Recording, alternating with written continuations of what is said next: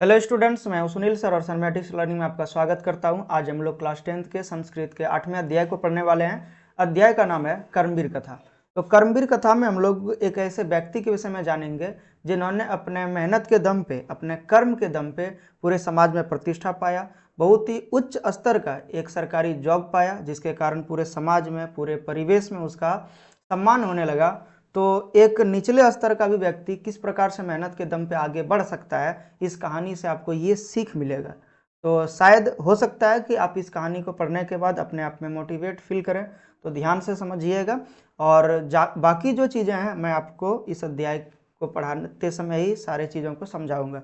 तो चलिए सबसे पहले समझते हैं कि यहाँ पर कर्मवीर कथा में क्या बता रहा है। ठीक है, तो सबसे पहले तो हम लोग यहाँ पर देखेंगे, अध्याय का नाम है कर्मवीर कथा, यानी कि एक ऐसे व्यक्ति की कहानी यहाँ पर दिया हुआ है जो कर्म से वीर हो, यानी कि काम करने में काफ़ी ज़्यादा अपना मेहनत दे रहा हो। ठीक है, या तो मेहनती व्यक्ति बोल सकते हैं। तो ऐसे व्यक्ति की कहानी यहाँ पर दिया हुआ है। और कर्मवीर का अर्थ होता ही है कि वैसे व्यक्ति जो मेहनती हो, कर्मशील हो, उस तरह के व्यक्ति को कर्मवीर कहा जाता है, यानी कि जो कर्म से वीर हो।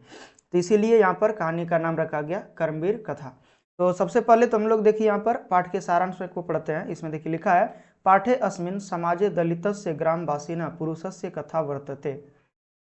इसमें लिखा है कि पाठे अस्मिन्, यानी कि इस पाठ में समाज के दलित, समाज में दलित वर्ग के, यानी कि जो ग्रामवासी होते हैं, दलित यानी कि जो एक तरीके से बोल सकते हैं आप, जो समाज में पीछे छूट गया, वैसे व्यक्ति को, वैसे समाज के लोगों को दलित कहा गया है हालांकि। ठीक है, अब इसके विषय में और जातीयता का भी आता है तर्क, लेकिन इन सारे चीज़ों को आज हम लोग नहीं बात करेंगे। लेकिन यहाँ पर देखिए यही चीज़ बता रहा था कि इस पाठ में समाज के दलित ग्रामवासी एक पुरुष के विषय में कथा बताया हुआ है। ये लिखा है कि पुरुषा से कथा वर्तते, यानी कि एक व्यक्ति का कथा बताया है, जिसमें देखिए जिसके विषय में आगे लिखा है कि कर्मवीरा असो निजो उत्साहन विद्या प्राप्य महत्व पदम लभ्यते। और कर्मवीर जो है, यानी कि जो मेहनती व्यक्ति हैं, वो अपने से उत्साह पाकर, यानी कि निज उत्साहन मतलब इसका अर्थ हो गया कि अपने उत्साह, निज मतलब निजी होता है, और उत्साहन मतलब उत्साह से, यानी कि अपने उत्साह, अपने से खुद से उत्साह प्राप्त कर विद्या प्राप्त करते हैं, अध्ययन करते हैं और विद्या प्राप्त करते हैं। और महत् पदम लभ्यते मतलब महत्वपूर्ण पदों को प्राप्त करते हैं, बहुत श्रेष्ठ पद को प्राप्त करते हैं। फिर लिखा है समाजे च सर्वत्र सत्कृतो भवति, और पूरे समाज में सत्कार किया जाने लगा उनका। ठीक है, फिर लिखा है कि कथाया मूल्यम वर्तते यत निराशो न स्यात्, और कथा का मूल्य यही है कि कभी भी हम लोगों को निराश नहीं होना चाहिए। ठीक है, तो मेहनत के दम पे हम लोगों को आगे बढ़ना है। ये चीज़ आप जब तक ठान के चलिएगा तो आपको पीछे नहीं कर सकता है कोई भी। ठीक है, जब तक कि आपके अंदर उत्साह हो, लगन हो, एक चीज़ पाने का इच्छा हो और उसमें भी गहरी रुचि हो, ठीक, तो आपको कोई हरा नहीं सकता है। तो ये चीज़ें हैं। और उत्साहन सर्वम कर्तुम प्रभवित, और उत्साह के साथ जो भी किया जाता है वो संभव होता है। यही ये कहानी का सारांश है। इसमें बताया कि किस प्रकार से हम लोगों को काम करना चाहिए उत्साहपूर्ण होकर के। ठीक है, काम में कभी भी हम लोगों को ढीलापन नहीं करना चाहिए। जब भी हम लोग कोई काम कर रहे हैं तो पूरे अपने पोटेंशियल को, अपने अंदर जितना क्षमता है 100% अपना दे करके काम को करना चाहिए। उत्साह होना चाहिए, उमंग होना चाहिए कि हम ये काम कर रहे हैं। ठीक है, तो ये चीज़ें हैं। अब ये चीज़ हम लोगों के सामने प्रॉब्लम हो जाता है कि आखिर में कैसे करके उत्साह प्राप्त करें। तो जो चीज़ को आप पा रहे हैं, मान लीजिए कि आप पढ़ रहे हैं, तो क्यों पढ़ रहे हैं, इसका रीज़न क्या है। तो जो कारण है उसको पाने के लिए आपके अंदर उत्साह होगा तो आप बहुत ही बेहतर तरीके से पढ़ सकते हैं। आपके अंदर उत्साह आ जाएगा, काम करने में मन भी लगता है। ये चीज़ें हैं। तो सबसे पहले अब देखिए हम लोग पाठ में आएंगे, एक एक पंक्ति को समझेंगे और देखेंगे कि क्या कहानी है, इसको जानने वाले हैं। तो देखिए सबसे पहले लिखा है कि अस्ति बिहार राज्य से दुर्गम प्राय प्रांतरे भीखन टोला नाम ग्राम। बोल रहा है कि बिहार राज्य के दुर्गम प्राय प्रांतरे मतलब बिहार राज्य के बहुत ही दुर्गम स्थान पर, यानी कि जहाँ पर पहुँच ना हो, लोग जा नहीं सकता है, ऐसे स्थान पर एक प्रांत में भीखन टोला नाम का एक गांव है। अस्थि मतलब होता है, और भीखन टोला यहाँ पर देखिए लिख दिया है, भीखन टोला नाम ग्रामा, यानी कि भीखन टोला नाम का एक गांव है जिस तक कोई पहुँच नहीं है। यानी कि दुर्गम का अर्थ यही होता है कि जो काफ़ी अलग थलग हो, ठीक, इस तरीके से। फिर देखिए लिखा है कि निवसंति अस्मा तत्र तत्र अति निर्धना शिक्षा विहीना कलिष्ठ जीवना जना। बोल रहा है कि वहां पर जो लोग रहते हैं वो बहुत ही निर्धन है। तत्र अति निर्धना, अति निर्धना मतलब होता है बहुत ज्यादा निर्धन, बहुत ज्यादा गरीब, ठीक है। उसके बाद लिखा है शिक्षा विहीना। शिक्षा विहीन का अर्थ हो गया शिक्षा से यानी कि हीन, एक तरीके से बोल सकते हैं जिसको शिक्षा प्राप्त नहीं हुआ है। और कलिष्ठ जीवना यानी कि काफी कठिनाई भरा जीवन को जी रहा है, ठीक है। फिर लिखा है तेस्य वेव अन्यतमम अन्यतमस्य जनस्य परिवारो ग्रामात् बहि स्थेयाम कुटिया कुटियाम निवसियत। और एक परिवार जो है इस गांव से यानी कि भिखनटोला नाम का जो गांव है उससे भी बाहर में, ठीक है, एक कुटिया बना करके, एक झोपड़ी बना करके वहां पर निवास करते हैं, एक परिवार निवास करता है। तो भिखनटोला नाम का एक गांव है बिहार राज्य के दुर्गम स्थान पर जहां तक लोगों का पहुंच नहीं है, ठीक है। तो वो चीजें हैं। और उसके बाद फिर बोला गया है कि उस गांव से भी बाहर एक व्यक्ति रहता है जो काफी ज्यादा यानी कि कठिनाई भरा पूर्ण जीवन को जीता है और उसका जो कुटिया है वो गांव से बाहर है। तो यही चीज लिखा है। फिर लिखा है कि कुटी तु यानी कि कुटिया जो है कुटिया तो जीर्ण प्रायत्वात् परिवार जनान आत्प्रमाद रक्षयति। और बोल रहा है कि कुटिया तो जो इस तरीके से जीर्णता से है, मतलब इस अवस्था में इस तरीके से पूरी तरीके से बर्बाद हुआ पड़ा है कि वो परिवार को आत्प्रमाद से मतलब रक्षा तो करता है, यानी कि धूप से तो रक्षा करता है, लेकिन आगे क्या लिखा है न वृष्टि यानी कि बारिश से रक्षा नहीं कर पाता है। मतलब धूप जब आता है तो धूप से तो घर का मान लीजिए कि कुछ भी अगर कुछ अगर लकड़ी या फिर आप पत्ता सब भी अगर रख देता है ऊपर पे कहीं पे भी तो उससे तो छांव तो हो जाता है। तो वही बोल रहा है कि छांव तो मिल जाता है परिवार को, लेकिन जब बारिश होता है तो बारिश से बचा नहीं सकता है, ऐसा उसका कुटिया है। इस हालत में जीर्णता का मतलब वही होता है कि इस हालत में है कि वो एकदम पूरी तरीके से बर्बाद है, ठीक है। आगे देखिए लिखा है कि परिवारे स्वयं गृह स्वामी तस्य भार्या तयोर एक पुत्र कनियसी दुहिता चेत्यासन। इसमें देखिए क्या लिखा है परिवारे स्वयं गृह स्वामी, और परिवार में एक गृह स्वामी यानी कि घर का स्वामी है, यानी कि घर का एक मेन आदमी है, ठीक है। और उसके बाद लिखा है तस्य भार्या उसकी एक पत्नी है, तयोर एक पुत्र उसका एक पुत्र है, और कनियसी दुहिता चेत्यासन और उस यानी कि लड़के का एक छोटी बहन भी है। तो मतलब एक तरीके से देखिए कि एक खुद व्यक्ति है, जो भी हो खुद व्यक्ति है, दूसरा उसकी पत्नी है, तीसरा उसका एक बेटा है और चौथा एक बेटी है। तो मतलब छोटा परिवार है। तो ये काफ़ी रेयर होता है, क्योंकि देखिएगा कि जहाँ पर भी गरीबी होता है, जहाँ पे भी स्थिति अच्छा नहीं होता है, वहाँ पर ज़्यादा लोगों के अंदर देखिएगा कि बच्चे की संख्या वहाँ पर ज़्यादा होता है। ये प्रायः देखा गया है, ऐसा हम नहीं बोल रहे हैं 100% लोगों के लिए तो ऐसा नहीं होता है, लेकिन प्रायः ऐसा देखा गया है कि इस तरीके से जहाँ पर गरीबी है वहाँ पर बच्चों की संख्या अधिक देखने को मिलता है। लेकिन यहाँ पर ये काफ़ी परिवार काफ़ी अच्छा है, एक तरीके से जान सकते हैं या समझ सकते हैं कि ये परिवार इस तरीके का है या एक अच्छे विचार का है कि उसके परिवार में ज़्यादा बच्चे की संख्या नहीं है। तो ये चीज़ आपको याद रखना है। फिर देखिए लिखा है अगले पैराग्राफ में अगर आते हैं तो देखिए यहाँ पर लिखा है कि तस्माद ग्रामात कोस मात्र दूरम प्राथमिको विद्यालय प्रशासन संस्थापित। और उस गांव से यानी कि भिखनटोला से कोस मात्र की दूरी पर यानी कि एक कोस की दूरी पर विद्यालय स्थापित किया गया, और वो भी सरकार के द्वारा, यानी कि प्रशासन संस्थापित है, यानी कि सरकार के द्वारा स्थापित किया गया है। तो एक विद्यालय है जो भिखनटोला से 1 किलोमीटर की दूरी पर स्थापित किया गया है, वो भी सरकारी स्कूल है। फिर लिखा है तत्र एको नवीन दृष्टि संपन्ना सामाजिक सामरस्य सरीका शिक्षका समागता। और उस विद्यालय में एक दिन क्या होता है कि एक नए टीचर का बहाली होता है, एक नए शिक्षक बहाल होते हैं, और उसमें जब देखा जाएगा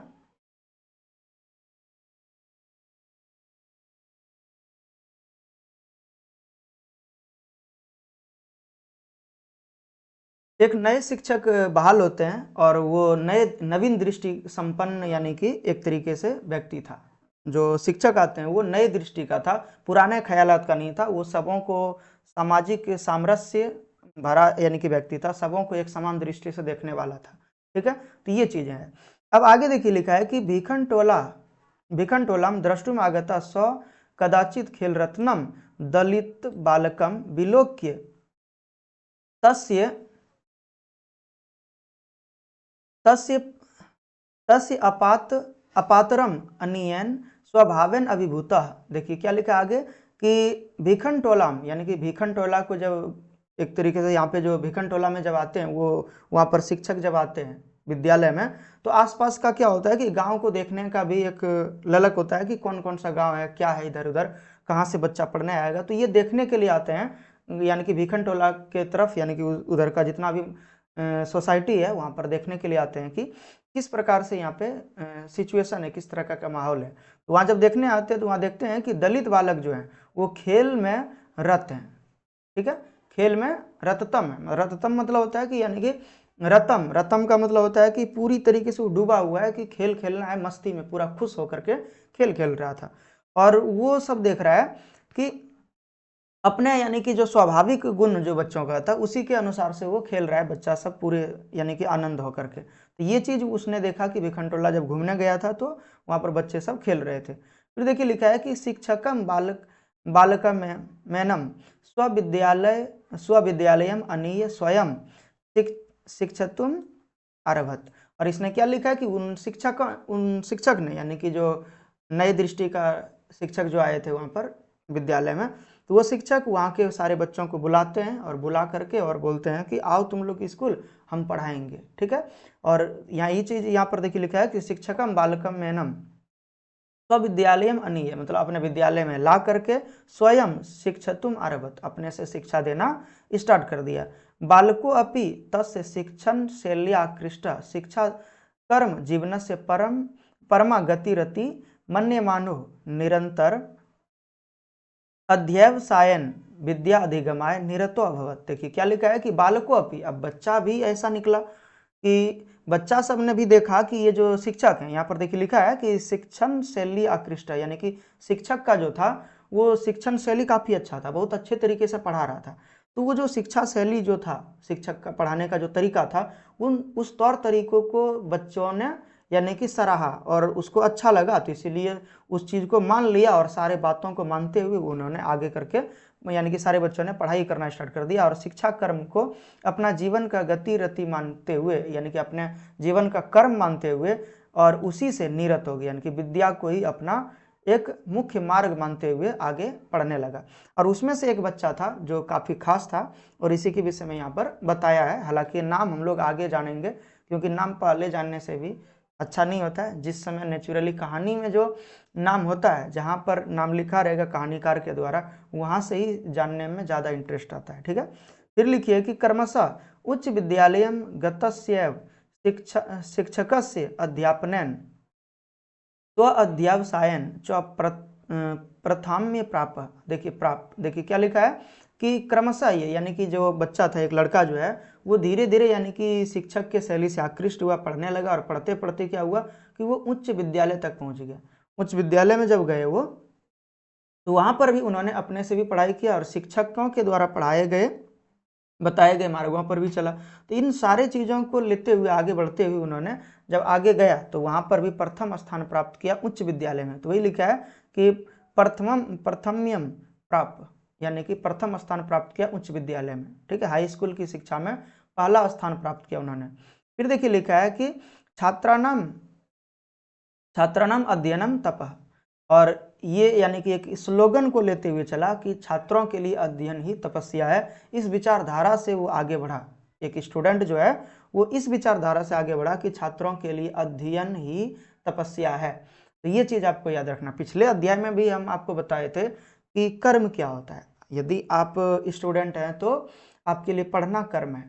ठीक है, या आपका धर्म क्या है, तो वही आपके लिए पढ़ना धर्म है। तो यही चीजें हैं। तो कहने का अर्थ क्या हुआ कि सारे छात्रों को ये चीज लेकर के चलना चाहिए, जिस प्रकार से यहाँ पर इस बच्चे ने लेकर के चला कि छात्रों के लिए अध्ययन ही तपस्या है। तपस्या करने का जरूरत नहीं है, लेकिन तपस्या जो है हम लोगों का यही है कि हम लोग पढ़ रहे हैं, हम लोग पढ़ा रहे हैं और पढ़ रहे हैं, तो ये तपस्या है हमारे लिए। फिर देखिए लिखा है कि इति भूय भूय भूय भूय स्व विद्या गुरु उपदेशो आदिष्टो असो बालका पितरोर्थ अर्थ अभावे अपि छात्रवृत्तिया कनीयस छात्राणाम शिक्षा लब्धवेन धनेन च नगर गते महाविद्यालय प्रवेशम अलभत। देखिए क्या लिखा है कि छात्राणाम अध्ययन तपः, इस विचारधारा को मानते हुए उन्होंने आगे बढ़ा और लिखा है कि इति भूयो भूय स्व विद्या गुरु उपदिष्टो असो, यानी कि अपने गुरु के उपदेशों को मानते हुए उस बालक ने यानी कि पढ़ाई किया। और उसमें भी देखिए बताया कि पित्रोर अर्थ अभावे अपि, पिता के पास पूंजी का अभाव था, पैसा नहीं था, लेकिन क्या हुआ कि छात्रवृत्ति यानी कि छात्रवृत्ति लेकर के अलग अलग जगहों से छात्रवृत्ति लेकर के कनिष्ठ छात्रा नाम यानी कि छोटे छोटे बच्चों को पढ़ा करके शिक्षा प्राप्त किया उन्होंने। और फिर धन एकत्रित करके नगर जा करके महाविद्यालय में प्रवेश पाया और महाविद्यालय में भी क्या हुआ, अपने गुरु का आदर्श छात्र बन गया, अपने गुरु का प्रिय छात्र बन गया। यही चीज यहाँ पे भी देखिए आगे लिखा है।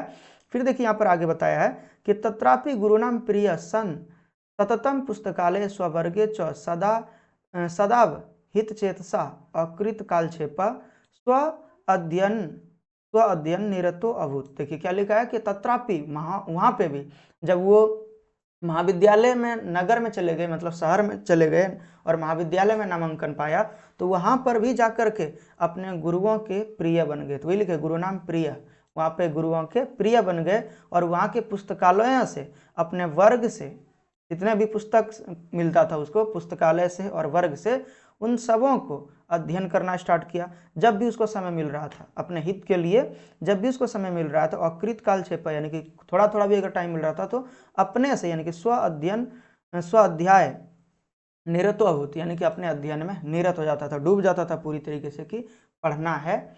और अच्छा भी लगता है।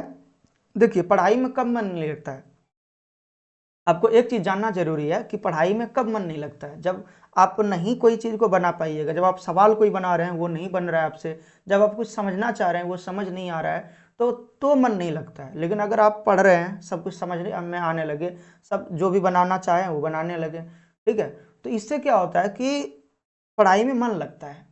यही चीज़ें हैं कि जब आप गहरा तरीके से गहराई से आप कोई चीज़ को पढ़ते हैं, अच्छे तरीके से पढ़ते हैं, तो पढ़ाई में मन लगता है। लेकिन आप सोचिएगा कि एक दिन हम बैठ जाएंगे और पूरा पढ़ के एकदम पूरा फाड़ देंगे हर चीज़, तो इससे कुछ होने वाला नहीं है। पढ़ भी नहीं पाइएगा और आपका इंटेंशन भी खराब हो जाएगा कि पढ़ाई में मेरा मन नहीं लगता है। तो यही चीज़ें हैं, ठीक। तो ये जो कर्मवीर नाम का जो व्यक्ति, कर्मवीर नाम का नहीं मतलब कर्मवीर जो है ये यहाँ पे इस अध्याय में जिसके विषय में बताया हुआ है, ये जो व्यक्ति है इन्होंने लगातार मेहनत किया और इसको पढ़ाई में मन लग गया तो हम पढ़ते रह गया।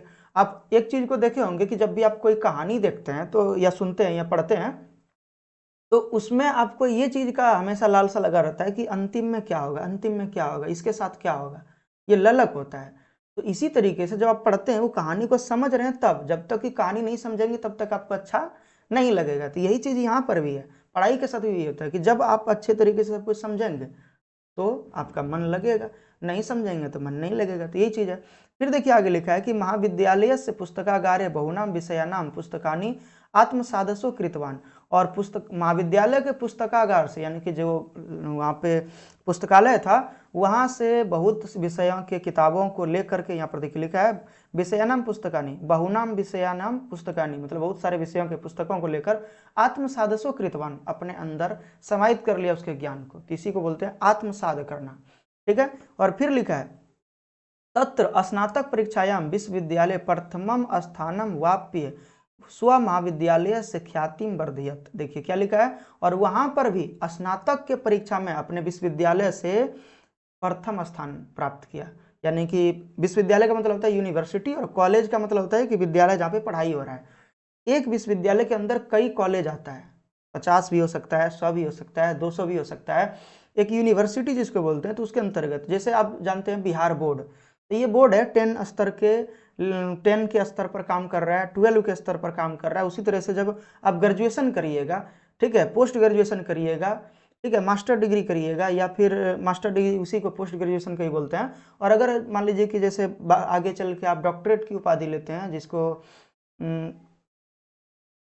एक और बोला जाता है डॉक्टरेट, पीएचडी जैसे बोलते हैं, पीएचडी बोलते हैं, तो पीएचडी की उपाधि अगर प्राप्त करते हैं तो वहाँ पर क्या होगा कि वहाँ पर यूनिवर्सिटी काम करता है, एक यानी कि संस्थान काम करता है और उसके अंतर्गत बहुत सारा कॉलेज आता है, वो एक बोर्ड की तरह ही है।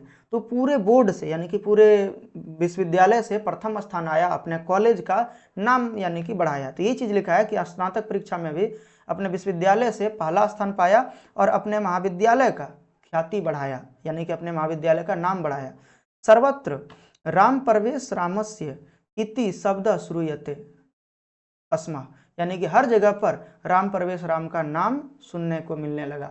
देखिए ये जो व्यक्ति जो आपको बता रहे थे ना कि कुछ देर से कि कुछ एक लड़का है, एक व्यक्ति है, ठीक है, वो जो है उसका नाम क्या है, तो राम प्रवेश राम है। जो कर्मवीर जिसको बोल रहे थे, कर्मवीर कर्मवीर कर्मवीर जो बोल रहे थे, वो राम प्रवेश राम है। तो राम प्रवेश राम नाम का जो व्यक्ति है वो कर्मवीर होने का रीजन यही चीज है कि वो काफी ज्यादा मेहनत किया था। तो ये हर जगह पे जो इसका नाम पूरा फैलने लगा, पूरा विस्तृत रूप पे हर जगह पे देखने लगा कि कर्मवीर कर्मवीर कर्मवीर विश्वविद्यालय टॉप किया है, ठीक है। तो ये चीजें जो था वो हर जगह पर, नगर में, विश्वविद्यालय में, हर जगह पर सुनने मिलने लगा। और यही लिखा है कि नगरे विश्वविद्यालय परिसरे च, नगर में भी, पूरे शहर में और पूरे विश्वविद्यालय में ये बात पूरा फैल गया कि कर्मवीर, कर्मवीर तो नाम नहीं बोल सकते, इसका नाम कर्मवीर नहीं है, राम प्रवेश राम यूनिवर्सिटी टॉप किया है। तो ये चीज है। फिर लिखा न जानताम पिता पितरा अवश्य विद्याजनास्य प्रतिष्ठाम, और जो बोला जा रहा है आगे कि इसके पिताजी विद्या के प्रतिष्ठा को नहीं जानते थे, ज्ञान के प्रतिष्ठा को, सम्मान को नहीं जानते थे कि ज्ञान अर्जन करने से क्या होता है या क्या सम्मान मिलता है, क्या प्रतिष्ठा मिलता है। लेकिन आगे जब देखा गया कि मेरा बेटा किस तरीके से अच्छा काम किया और पढ़ाई लिखाई किया तो किस तरीके से सम्मान मिल रहा है, तो वो देख के काफी अच्छा लगता है पिता को भी। तो यही चीज लिखा है कि पिता शिक्षा के प्रतिष्ठा को नहीं जान रहे थे, लेकिन उसके बेटे ने ये सारा चीज साबित करके दिखा दिया कि प्रतिष्ठा क्या होता है, शिक्षा ग्रहण करने का क्या, शिक्षा ग्रहण करने से क्या सम्मान मिलता है। तो ये चीजें हैं। फिर देखिए आगे लिखा है कि वर्षांतरे असो केंद्रीय लोक सेवा परीक्षायाम अपि स्व अध्यवसायन व्यापक विषय ज्ञानेन च उन्नतम स्थानम वाप। देखिए क्या लिखा है आगे कि वर्ष अंतरो असो, मतलब 2 वर्ष के अंतर के बाद, जो जब यानी कि उन्होंने ग्रेजुएशन की पढ़ाई कंप्लीट कर लिया तो उसके 2 साल के बाद केंद्रीय लोक सेवा परीक्षा में, यानी कि यूपीएससी में, ठीक है, केंद्रीय लोक सेवा परीक्षा में, यूनियन पब्लिक सर्विस कमीशन जो होता है उसमें अपने अध्ययन के बल पर, देखिए लिखा है स्व अध्यवसायन, मतलब अपने अध्ययन के आधार पर व्यापक विषय ज्ञानन, यानी कि व्यापक, बहुत ज्यादा ज्ञान अलग अलग विषयों का उसके अंदर होने के कारण वो उन्नत स्थान प्राप्त किया। वही लिखा है उन्नत स्थानम वाप, यानी कि उन्नत स्थान प्राप्त किया, अच्छा रैंक हासिल किया यूपीएससी में। और आगे देखिए क्या लिखा है, साक्षात्कारे स्वच समिति सदस्यस्य व्यापकन ज्ञानन तत्रापि तादृश्य परिवेशे कृतेन श्रमेन अभ्यासेन च परम प्रीता अभवन। देखिए क्या लिखा है कि साक्षात्कार, यानी कि इस प्रकार से जो सारी चीजों को दिखाने का प्रयास किया पूरे समिति सदस्यों के बीच, ठीक है, समिति सदस्यों के बीच, मतलब जो उसका यानी कि पूरा टीम है, ठीक है, यूपीएससी में अगर देखिएगा तो एक टीम है और वो अपने निर्णय के आधार पे, वो अपने काम के आधार पे, अपने शिक्षा के ज्ञान के आधार पे, इस तरीके से उसके पास जो व्यापक ज्ञान था, इस तरीके से उन्होंने काम किया, जिसके कारण मेहनत किया, जिसके कारण उनको परिवार में और पूरे हर जगह पर उसको क्या लिखा है, श्रम के अभ्यास के कारण हर लोगों का प्रिय बन गया। तो वहां पर भी देख सकते हैं कि जो मेहनती व्यक्ति होता है कैसे कैसे सम्मान पा रहा है। शुरुआत में बच्चा था, नहीं उसको ज्ञान था, खेल रहा था, एक टीचर आया और उन्होंने बदल दिया इस बच्चे की जिंदगी को पूरी तरीके से। मतलब राम प्रवेश राम नाम का जो बच्चा है वो बचपन में कुछ भी नहीं था, लेकिन एक टीचर आके उसको, जो अच्छे विचारधारा का व्यक्ति होता है, तो अच्छे विचारधारा का व्यक्ति इसके पास जब पहुंचा, जब ये इसको पता चला कि शिक्षा ग्रहण करने से क्या होगा, शिक्षा शैली की और आकृष्ट हुआ, आगे बढ़ा, तो पूरे विद्यालय में भी अपना सम्मान पाया, पूरे महाविद्यालय में भी सम्मान पाया, जब नौकरी हुआ तो वहां पे भी सम्मान पाया, पूरे समाज में सम्मान पाया। तो ये चीजें हैं। तो जब आप मेहनत करते हैं तो आपको हर जगह पे सम्मान मिलेगा। ये कहानी का सारांश है। एक वाक्य में अगर देखिएगा तो मेहनत से सम्मान मिलता है, ये चीज यहाँ पर बताया। अब आगे देखिए लिखा है अगले पैराग्राफ में कि अद्य राम प्रवेश रामस्य प्रतिष्ठा स्वप्रांतरे केंद्रीय प्रशासने च प्रभुता वर्तते। और यहाँ पर लिखा है कि अद्य मतलब आज के समय में, वर्तमान समय में भी राम प्रवेश रामस्य, यानी कि राम प्रवेश राम को का जो प्रतिष्ठा है अपने प्रांत में, यानी कि जहाँ पर वो शासन कर रहे हैं वहाँ पर, अपने प्रांत मतलब हो जाता है अपने क्षेत्र में, और केंद्रीय प्रशासन मतलब जहाँ पर प्रशासनिक तौर पर जहाँ पर वो ड्यूटी कर रहे हैं वहाँ पर दोनों जगह पर उसको सम्मान मिला है, बहुत ज़्यादा प्रतिष्ठा मिला है। तो ये चीज़ें हैं। फिर देखिए लिखा है कि तस्य प्रशासन क्षमता संकट काले च निर्णय से सामर्थ्य सर्वेशम आवर्जके वर्तते। और इन्होंने जो अपने शिक्षा के दम पर, अपने ज्ञान के दम पे प्रशासन क्षमता जो इन्हें अपने अंदर जो विकसित हुआ है, संकट के समय में जो उन्होंने निर्णय लेता है, वो राम परवेश राम जो है, यानी कि संकट जब भी आता है तो वो जिस प्रकार से निर्णय लेता है, सबों को उसके सामर्थ्य के कारण सबों को अजीब तरीके से फील होता है कि ये इतना अच्छा निर्णय कैसे ले सकता है। यानी कि एक अचंभित हो जाता है, अचंभे में पड़ जाता है कि राम परवेश राम कैसे इतना कठिन समय में भी इतना अच्छा निर्णय ले पा रहा है। तो अगर देखिएगा प्रशासनिक स्तर पर जो भी, जहाँ पर भी आपको निर्णय लेने का बात करेंगे, जैसे आईएएस का जब भी कोई बात आता है, कोई भी मतलब मुद्दा का बात आता है, तो वहाँ पर उसका निर्णय सबसे बड़ा काम आता है कि वो क्या निर्णय ले रहा है। बहुत सारे सिचुएशन आता है, बहुत बार लड़ाई दंगा फसाद का भी नौबत आता है, लेकिन उस समय में कैसे वो निकलता है, कैसे वो उस चीज़ों को दूर करता है, कैसे वो बचाता है पूरे व्यवस्था को, वो उसका क्षमता को व्यक्त करता है। तो यही चीज़ है कि जब वो अपने यानी कि शिक्षा के दम पे जब कोई निर्णय लेता है तो सब लोग अचंभित हो जाते हैं कि ये सोच कैसे लिया इस तरीके से। ये चीज़ें हैं। फिर देखिए नूनम असो कर्मवीरो व्यतीत्य बाधा प्रशासन केंद्रे लोकप्रिय संजाता।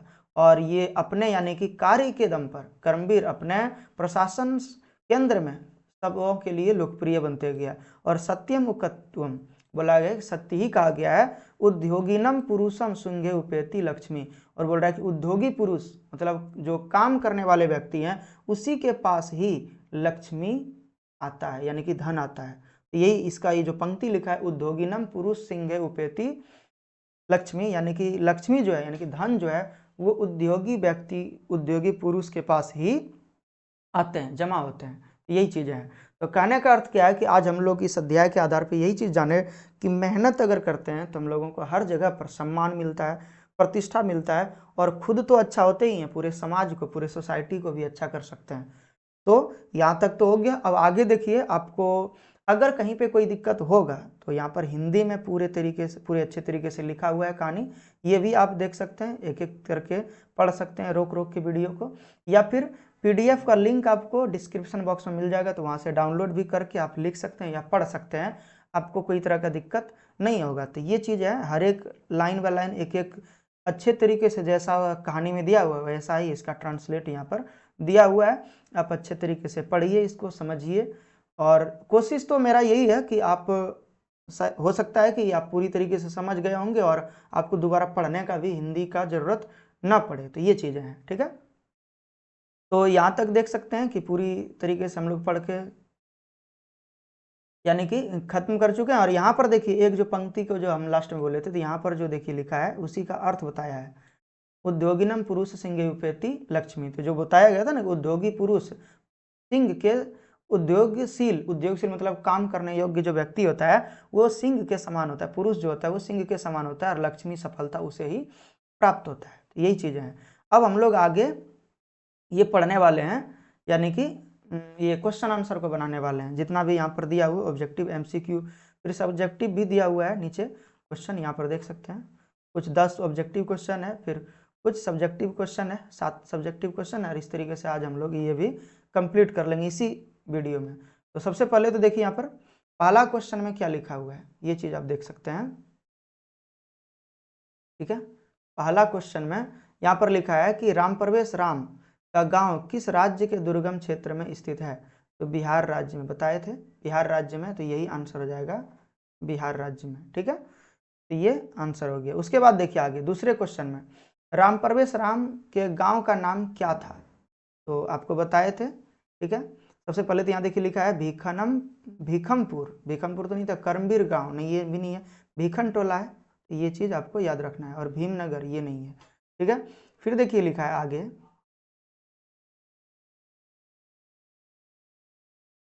तीसरा क्वेश्चन में, राम परवेश राम का परिवार जिस कुटी में रहता था वह चीज से क्या लिखा है, वह किस चीज से नहीं रक्षा नहीं कर पाती थी। तो धूप से, शीत से, वर्षा से या आंधी से। तो ऐसे वर्षा से यहाँ पर दिया हुआ है, हालांकि तो आंधी से भी तो नहीं रक्षा कर पाएगा, शीत से भी रक्षा नहीं कर पाएगा, लेकिन यहाँ पर वर्षा अध्याय में दिया था तो वर्षा से रक्षा नहीं कर पाता था। ठीक है, फिर देखिए आगे लिखा है कि भिखन टोला में कौन सा नया व्यक्ति आया जिसने बालक को प्रभावित किया। तो कोई साधु तो नहीं आया था। नवीन दृष्टि संपन्न सामाजिक समरसता रसिक शिक्षक आए थे, ये बी नंबर का सही होगा। गांव का मुखिया तो नहीं आया था और नगर का धनवान व्यक्ति भी नहीं आया था। फिर देखिए लिखा है कि बालक ने किसे जीवन की परम गति यानी कि सर्वोच्च लक्ष्य माना। तो शिक्षा कर्म को आपको बताए थे। धन कमाना परम गति नहीं माना था, घर बनाना नहीं, समाज सेवा नहीं था, शिक्षा था। शिक्षा को परम गति मानते हुए वो उन्होंने अपने समाज में आगे बढ़ा। ठीक है, फिर देखिए लिखा है कि राम प्रवेश राम ने उच्च शिक्षा महाविद्यालय में प्रवेश यानी कि उच्च शिक्षा के लिए धन कैसे जुटाया। तो छात्रवृत्ति और कन्यासी यानी कि छोटे छात्रों को पढ़ा करके। तो देखिए एक लाइन शायद हम आपको बताने के लिए छोड़ दिए थे, यानी कि वहाँ पर पढ़े तो थे संस्कृत में लेकिन हिंदी में समझा नहीं पाए थे शायद, तो उसमें बताए थे, वहाँ पे पढ़े थे कि जो धन का जो कमी था, पिता तो निर्धन था ही, लेकिन धन की इसके पास जो कमी था तो इस चीज़ को दूर करने के लिए उसको छात्रवृत्ति भी मिला और छोटे छोटे बच्चों को भी पढ़ा करके उसने धन एकत्रित किया और कमा करके फिर वो शहर गया था। ठीक है, फिर देखिए लिखा है कि स्नातक परीक्षा में राम प्रवेश राम ने क्या स्थान प्राप्त किया। तो प्रथम स्थान प्राप्त किया, विश्वविद्यालय में प्रथम स्थान प्राप्त किया। ठीक है, स्नातक के बाद राम प्रवेश राम ने किस परीक्षा में उन्नत स्थान प्राप्त किया। तो यहाँ पर देखिए लिखा है केंद्रीय लोक सेवा परीक्षा यानी कि यूपीएससी, राज्य सेवा परीक्षा में नहीं प्रथम स्थान प्राप्त किया था, प्रथम स्थान मतलब अच्छा स्थान प्राप्त किया था। विश्वविद्यालय शिक्षण परीक्षा में भी नहीं, सैनिक सेवा परीक्षा में भी नहीं किया था, यूपीएससी में किया था। यही हो गया। साक्षात्कार यानी कि इंटरव्यू में समिति के सदस्य राम प्रवेश राम से क्यों प्रसन्न हुए, यानी कि इंटरव्यूअर सब क्यों प्रसन्न हुआ। तो यहाँ पर देखिए लिखा है क्योंकि वह ग्रामीण था, क्योंकि वह दलित था, उनके पास ज्ञान, उसके पास व्यापक ज्ञान और उस जैसे वातावरण में किए गए श्रम अभ्यास के कारण, यानी कि बहुत ज़्यादा मेहनत जो किया था अपने, उनके पास ना कुछ व्यवस्था होते हुए भी उन्होंने जो मेहनत किया था, इसके कारण जो इंटरव्यूअर सब था, इंटरव्यू जो ले रहे थे यूपीएससी के एग्जाम के बाद, तो वो सब पर प्रसन्न हुआ था इस वजह से। ठीक है, आगे देखिए लिखा है उद्योगिनम पुरुष सिंगे उपैति लक्ष्मी। इस उक्ति का क्या अर्थ है। लक्ष्मी सफलता यानी कि जो है उद्योगशील पुरुष जो सिंह के समान होता है उसी को प्राप्त होता है। तो यही सी नंबर का आंसर हो जाएगा। ठीक है, अब आगे हम लोग देखेंगे लघुत्तरीय प्रश्न, जिसको 40 से 50 वर्ड में आपको लिखना होता है एग्जाम में, और इस चीज को आपको बढ़िया से याद रखना है। तो चलिए देखिए यहाँ पे समझते हैं कि क्या बता रहे हैं। ठीक है, पहला क्वेश्चन है कि भिखन टोला गांव की सामाजिक और आर्थिक स्थिति का वर्णन कीजिए। तो बताए हैं कि भिखन टोला बिहार राज्य के दुर्गम क्षेत्र में स्थित एक गांव था। वहां निवास करने वाले लोग अत्यंत निर्धन, अशिक्षित और कष्टमय यानी कि कलिष्ठ जीवन जिसको बोलते थे, कष्टमय जीवन जीने वाले थे। राम प्रवेश राम का परिवार गांव के बाहर एक जर्जर झोपड़ी में रहता था, जो उन्हें केवल धूप से बचा पाती थी, वर्षा से नहीं। तो ये चीज आपको याद रखना है। तो इस तरीके से जब आप लिख देते हैं तो काफी बेहतर तरीके से आपको नंबर मिलेगा, इसमें कोई तरह का दोहराई नहीं है। अब देखिए आगे 2 नंबर में शिक्षक ने राम प्रवेश राम को कैसे देखा और क्यों प्रभावित हुआ। तो देखिए लिखा है कि प्राथमिक विद्यालय में एक नवीन दृष्टि वाला शिक्षक आया, सामाजिक समरसता में रुचि रखने वाले शिक्षक आया और वह भिखनटोला देखने गया और वहाँ खेलते हुए एक दलित बालक राम प्रवेश राम को देखकर उसके सहज और मनोहर स्वभाव से अभिभूत हुआ, क्योंकि काफ़ी अच्छा से स्वाभाविक तौर पर वो काफ़ी अच्छा था और वो अच्छे तरीके से वो खेल रहा था, किसी तरीके का दिक्कतें उसमें नहीं था। तो ये सारी चीज़ों के कारण वो प्रभावित हुआ शिक्षक और उसको बुलाया। शिक्षक उस बालक को अपने विद्यालय ले गया और स्वयं पढ़ाने लगा, जिसके कारण ये आगे शिक्षा को अपना गति मानते हुए आगे यानी कि पढ़ाई किया। ठीक है, और काफ़ी उच्च स्थान तक यानी कि वो गया। तो ये चीज़ें हैं। अगला देखिए 3 नंबर क्वेश्चन में लिखा है कि राम प्रवेश राम की अध्ययन के प्रति क्या धारणा थी और उसके गुरु उन्हें क्या उपदेश देते थे। तो देखिए लिखा है कि राम प्रवेश राम उसकी शिक्षण शैली से आकृष्ट हुआ और यह मानने लगा कि शिक्षा ही जीवन का परम गति है। इस धारणा के साथ वह निरंतर प्रयासपूर्ण ज्ञान प्राप्त करने में जुटे रहे और उसके विद्या गुरु ने उन्हें बार बार उपदेश देते थे कि छात्रों का अध्ययन ही तप है। यानी कि किसी के लिए हो सकता है कि नाम जाप करना तपस्या हो, भक्ति अगर कर रहे हैं तो ठीक है, लेकिन छात्रों के लिए जो तपस्या है वो अध्ययन ही है। ठीक, चौथे श्लोक में देखिए लिखा है कि राम प्रवेश राम ने महाविद्यालय के पुस्तकालय में किस प्रकार समय बिताया। तो यहाँ पर लिखा हुआ है लिख दिए हम कि महाविद्यालय में भी वह गुरुजनों के प्रिय बने रहे, क्योंकि देखिए विद्यालय से ही स्टार्ट हुआ और वो हर जगह पर प्रिय बने रहा क्योंकि वो अच्छे से पढ़ रहा था। उन्होंने बिना समय नष्ट किए अकृत काल छेपा, यानी कि मन लगाकर, बिना नष्ट समय को बिना बर्बाद किए हुआ मन लगा करके पुस्तकालय में स्वाध्ययन किया और वहाँ उन्होंने अनेक विषयों की पुस्तकों को आत्मसात किया और इसी परिश्रम के बल पर उन्होंने स्नातक परीक्षा में भी विश्वविद्यालय में प्रथम स्थान प्राप्त किया। बाद में जो केंद्रीय लोक सेवा परीक्षा यानी कि यूपीएससी में भी जो काम किया, मतलब पास हुआ था, इसके पीछे का भी वही काम है, रीजन है, क्योंकि उन्होंने बहुत अच्छे तरीके से यानी कि सारे किताबों को, सारे सब्जेक्ट को पढ़ा था। विस्तृत अध्ययन होने के कारण, विस्तृत ज्ञान होने के कारण वो काफ़ी अच्छे तरीके से वो पास कर लिया केंद्रीय लोक सेवा परीक्षा को। ठीक है, केंद्रीय लोक सेवा परीक्षा में सफलता के लिए रामप्रवेश राम के कौन से गुण सहायक सिद्ध हुए, तो देखिए यहाँ पर लिखा है, वर्ष के अंत में रामप्रवेश राम ने अपने निरंतर स्वाध्याय, परिश्रम और व्यापक विषय ज्ञान के बल पर केंद्रीय लोक सेवा परीक्षा में उच्च स्थान प्राप्त किया।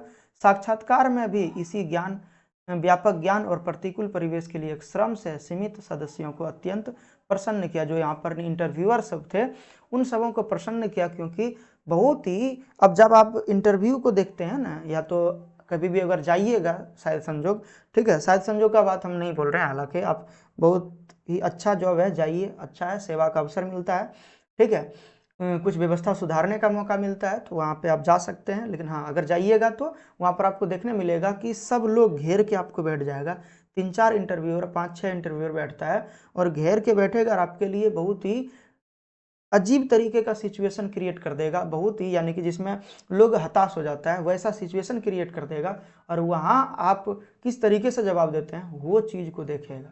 ठीक है, तो ये चीज़ें हैं। फिर आगे देखिए लिखा है, उच्च पद प्राप्त करने के बाद रामप्रवेश राम की प्रतिष्ठा कैसे हुई था। आज रामप्रवेश राम की प्रतिष्ठा अपने प्रांत यानी कि अपने क्षेत्र में केंद्रीय प्रशासन दोनों में बहुत अधिक है और उनकी प्रशासनिक क्षमता तथा संकट के समय शीघ्र निर्णय लेने की शक्ति सभी को आकर्षित करती है और वह सभी बाधाओं को पार करके प्रशासन में केंद्र में लोकप्रिय बन चुके हैं। मतलब क्या हुआ कि जितना भी मतलब कठिनाई आ जाए, लेकिन वो तुरंत निर्णय लेते हैं और अच्छा निर्णय लेते हैं, खराब निर्णय नहीं लेता, तुरंत निर्णय लेता है कि जो भी होगा तुरंत, क्योंकि स्थिति खराब होने पर आप संभाल नहीं पाइएगा, ये चीज़ है। आज मान लीजिए कि दंगा होने वाला है, तो दंगा होने से पहले ही दंगा को रोका जा सकता है, जब स्टार्ट हो जाएगा तो आप कुछ नहीं कर सकते, ये चीज़ें हैं। 7वां और अंतिम क्वेश्चन है ये, देखिए, कर्मवीर कथा का मुख्य मूल्य यानी कि मॉरल क्या है। तो जैसा कि पाठ में बताया गया है कि कर्मवीर कथा का मुख्य मूल्य यह है कि हमें कभी निराश नहीं होना चाहिए, हताश नहीं होना चाहिए। व्यक्ति उत्साहपूर्ण सब कुछ करने में सक्षम हो सकता है और यह कथा कर्मवीर के उत्साह के उच्च पद प्राप्त करने की कहानी प्रस्तुत करती है। और सत्य कहा गया है कि सफलता उसी व्यक्ति को मिलता है जो कर्मठ हो, या लक्ष्मी उसी व्यक्ति को मिलता है जो उद्योगी हो, कर्मशील हो, उसी व्यक्ति को संपत्ति भी मिलता है, कर्म यानी कि एक तरीके से बोल सकते हैं सफलता भी मिलता है, लक्ष्मी भी मिलता है। तो यही चीज़ है। तो इस तरीके से आपने देखा कि पूरी तरीके से हम लोग पूरे अध्याय को पढ़ चुके हैं, पूरे क्वेश्चन आंसर को देख चुके हैं। किसी तरह की अगर कोई परेशानी हो, आपको समझने में कोई दिक्कत हो, तो कमेंट बॉक्स में लिख करके मैं ज़रूर शेयर करिए और आप अपने दोस्तों के साथ भी इस वीडियो को शेयर करिए। मिलते हैं अगले वीडियो में, तब तक के लिए जय हिंद।